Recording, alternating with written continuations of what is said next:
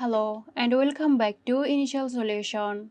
In today's tutorial, I will show you how to uninstall Microsoft Teams. Let's have a look now.